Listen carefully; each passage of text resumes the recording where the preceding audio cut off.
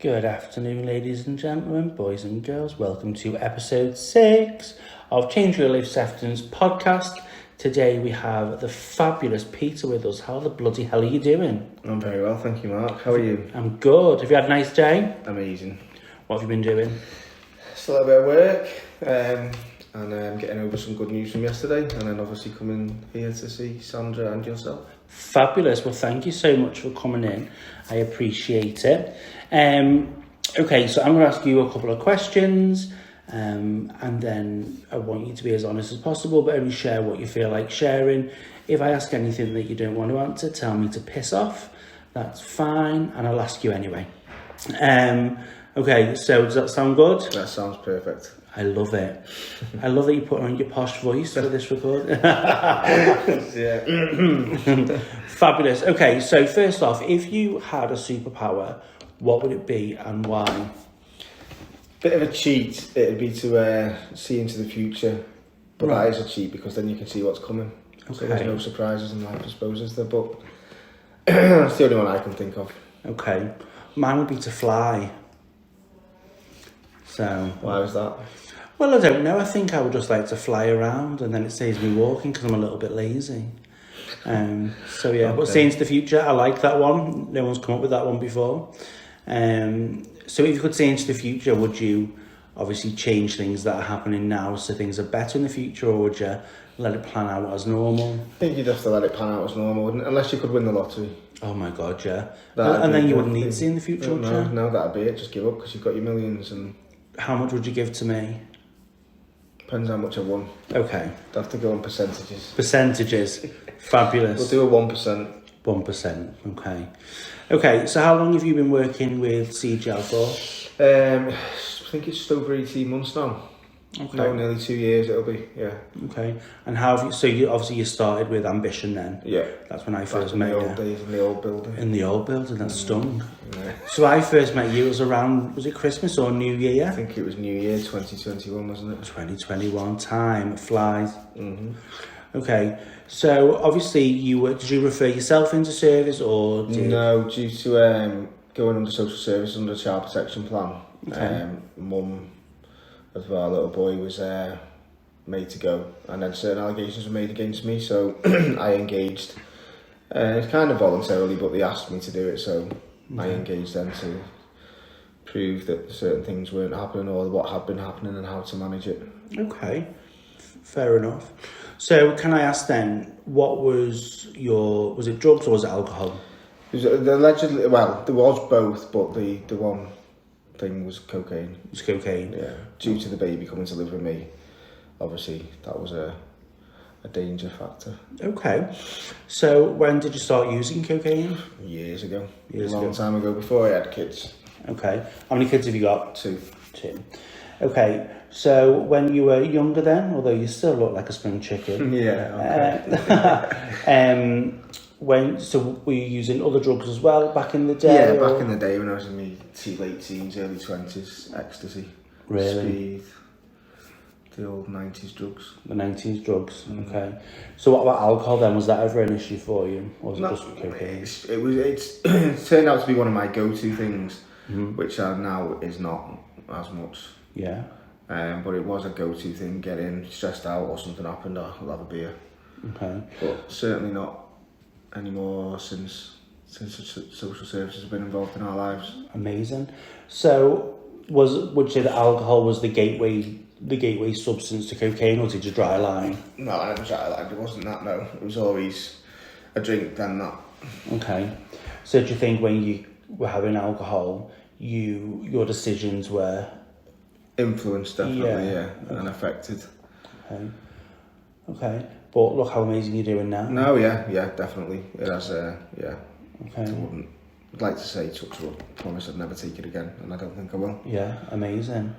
So how would you say then that cocaine negatively affected your life? In every way, it's your health, your mental health, financially, your ability to do things, work, look after your kids, have a relationship. Yeah. It's your whole life.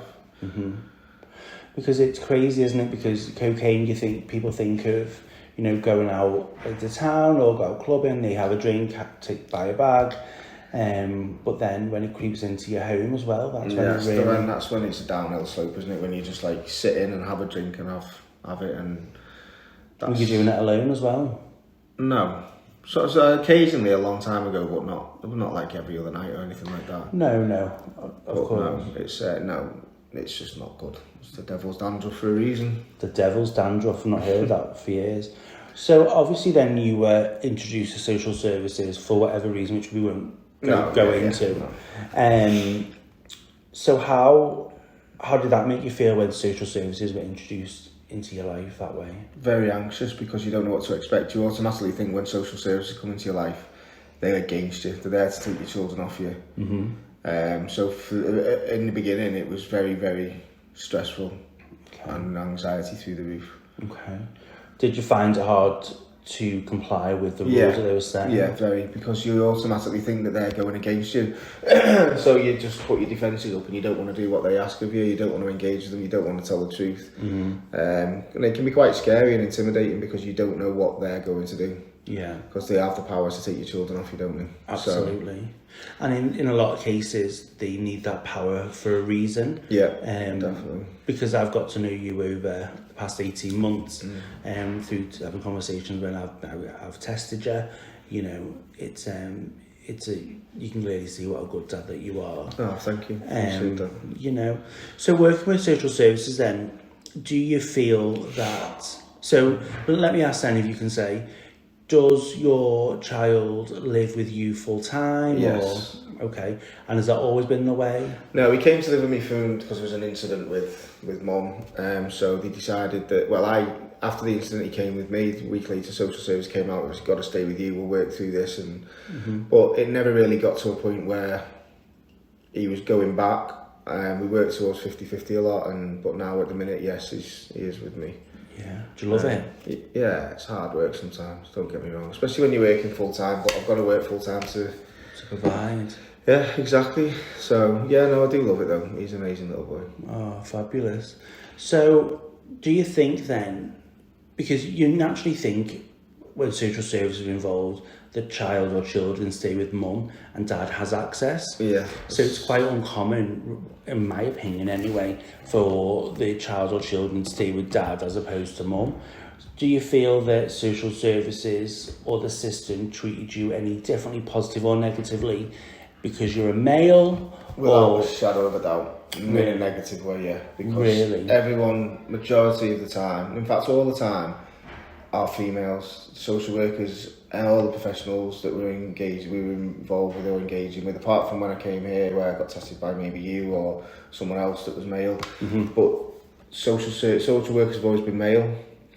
You go to the meetings, you're the only male in there, so there can be like between 5 and 10 females in there, and obviously mum sat there, so they are very, very biased towards the women. Really? Yeah, extremely. And you feel like you're discriminated against sometimes, because certain things happen and the mum gets more chances to do things than what I had, the male. Really? Yeah, they're very, very discriminative. And social services. And it's shocking, you know, that's how you feel.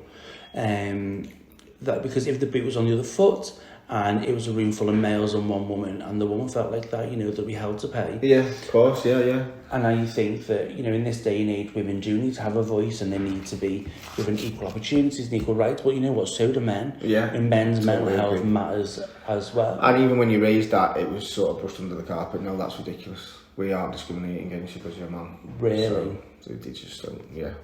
Okay. It can be. So overall, would you say that your overall experience with, and this isn't obviously to bash social services, it's just asking for you and your opinion, but even with us working with CGL/Ambition, do you feel discriminated against because you were a male by only in certain circumstances, in certain meetings and when certain scenarios came up, but sometimes, don't get me wrong, it wasn't all bad. They could see I was making an effort and doing what needed to be done, so they didn't. And then when you do start to work with them, it sort of changes it a bit. But in certain meetings and certain scenarios, they do discriminate against you. Not anyone here. Yeah. Definitely never felt that here. More so when we're in major meetings. Yeah. And I'm the only sort of male in the room. Yeah. Okay. Well, you know what? Keep doing what you're doing. Keep fighting the fight. All I can do. You know, obviously the baby's with you for a reason. You know, keep being yourself. You keep coming in. You don't mind me saying, providing negative tests all the time. Yeah. I've tested you loads of times here and in the other place. So, you know, keep smashing it. Be proud of yourself. I'll try. Because I'm sure, you know, I'm proud of you, and your key workers are going to be proud of you as well. Okay. So, tell me then, what's the best thing about being a dad? I think you just got to provide him for a child and seeing him come on and a smile. And then when they tell you they love you, there's no better feeling than give you a hug. Really? Yeah. I love that. It's hard work at times. Yeah, extremely hard work. It's when he doesn't want to get up and go to school, when he doesn't want to eat his tea, when he doesn't get his own way. Yeah. When he's tired or he's got growing pains in the middle of the night. It can be very tiring. When it comes to you. Because you work full time as well, don't you? Yeah. What is it you do? Electrician. Really?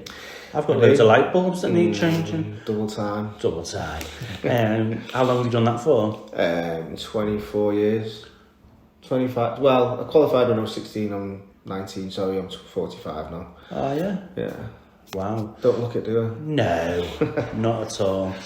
Oh, amazing. So when you were using coke then, did that affect your job? Yeah, you didn't want to get up, you didn't want to go in, you couldn't do your job properly. Obviously I didn't use it whilst I was in work, but if you've had it the night before and you don't go to bed till 4 o'clock in the morning, you've got to be in work at 6 or 8. It's horrendous. So did you ever lose jobs? Were you self-employed or did you I've been both, but when I've been self-employed, you kind of borderline losing clients because you're not getting the work done when they need it done, then your work backs up. Yeah. And you just get yourself in it's just a spiralling situation. It's very hard to get back out of. Yeah, absolutely. So what would you say the hardest thing is about being a dad then? Don't know. I don't know if there's any particular hardest. You have your hard moments where, like I say, if he's upset for some reason or he's got growing pains in the night, and he's waking up and then it's trying to get him up in the morning if he doesn't want to get up for school. There's no particularly one thing that's hardest. Yeah. Because I think it's just got to come naturally, hasn't it? Yeah, absolutely. But I'd be a terrible parent, mate. I'm too selfish. Really? 100%. I've got pets, but I've told you before, haven't I? Yeah, you said you've got animals before. Yeah, so I've got 5 cats and a dog. Well, that's like being a dad. Well, it is. I'm a dad to them, but I couldn't look after a human. I'd be absolutely terrible. Oh dear. This is recorded, you know. I know, yeah, I know. I'm aware of that, because I'm recording it. So, what would you say then? How has being abstinent from cocaine and other substances or whichever, how has that positively influenced your life? How's your life changed? Massively. It's more clarity in life because you're thinking straight, your mental health's better, your physical health, you're financially better off. Yeah. You're more you again. It's not affecting you to be this miserable, tired, stressed because you've got no money and you can't be arsed working. And then you've got to worry about the kids as well. So, no, yeah, in every single way. Absolutely. That's amazing. So what are your plans for the future then? Just carry on as I am. Keep working, keep looking after my little boy and my other little boy. Just crack it. Crack it. What do you do for fun? I do enjoy my job. Okay. I wouldn't say fun, but I do enjoy it. But I don't know really. I like being outside. Okay. Other than that, I don't really do much. It's hard to when you work full time. As a small person. To look after. Yeah. But no, started going out on our bikes now. The weather's better. You know, so yeah. Amazing. What's your favourite food? I'd have to say lasagna or steak. Steak. Wow.